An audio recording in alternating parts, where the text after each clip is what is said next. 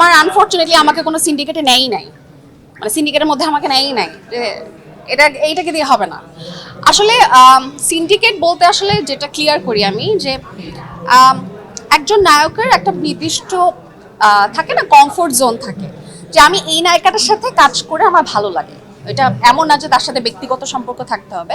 একটা কমফোর্ট জোনে যখন একটা নায়ক পৌঁছে যায় যে ওর সাথে আমার সিঙ্ক হচ্ছে, আমি যখন অ্যাক্টিং অ্যান্ড রিঅ্যাক্টিং, মানে অ্যাক্টিংটা তো মানে নির্ভর করে তোমার পাশে যে কো অ্যাক্টর সে কেমন অ্যাক্টিং করছে। তো যখন দেখে যে ওর সাথে আমার অ্যাক্টিং করতে সুবিধা হচ্ছে, ভালো লাগছে, তখন ওই নায়কই রেফার করে।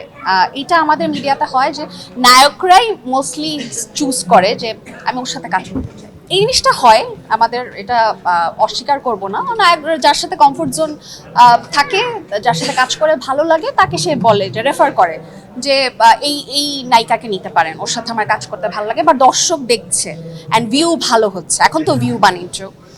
সো সেই দিক থেকে বলবো যে আমি একটু আনফরচুনেট। আমাকে হয়তো কারো ভালো লাগে নাই, আমি হয়তো ওই কমফোর্ট জোনটা, মানে অ্যাক্টিং হয়তো একটু এখনো কাঁচা আছি, হয়তো আরও শিখতে হবে। সো আমার মনে হয় যে এই জন্য আমি আসলে কখনো কোনো সিন্ডিকেটে পড়ি নাই। আমি আসলে ইন্ডিভিজুয়ালি কাজ করে গেছি। যে ডাকছে আমাকে, আমার মনে হয়েছে যে কাজটা আমি করার যোগ্য, বা আমাকে মনে করছে যোগ্য, ওই হিসেবে আসলে কাজটা হয়েছে। ভাই ওটিটি তো আমাকে পাত্তাই দেয় না। আপনারা কিছু বলেন? হাজার হাজার কাজ করা থেকে ব্যাচেলার পয়েন্টের মতো একটা কাজ করলেই আসলে আর কিছু লাগে না, যেটা আমি বিলিভ করি যে মানুষ আমাকে কাজ না করলেও মনে রাখে। আমার মনে হয় যে অন্তরা ক্যারেক্টারটার জন্য আসলে মানুষ আমাকে অনেক ভালোবাসে। আমি যেখানেই যাই সবাই আমাকে অন্তরা অন্তরা বলে ডাকে। আমার অ্যাকচুয়াল নাম যে ফারিয়া, এটা আসলে কেউই জানে না এখন। আমাকে অন্তরা নামে চিনে, যদি বলি ফারিয়া বলে যে ফারিয়া কে। আমার ইচ্ছা আছে এই বছরটা খুব ভালো একটা নিউজ দিয়ে তারপর কাজ শুরু করব।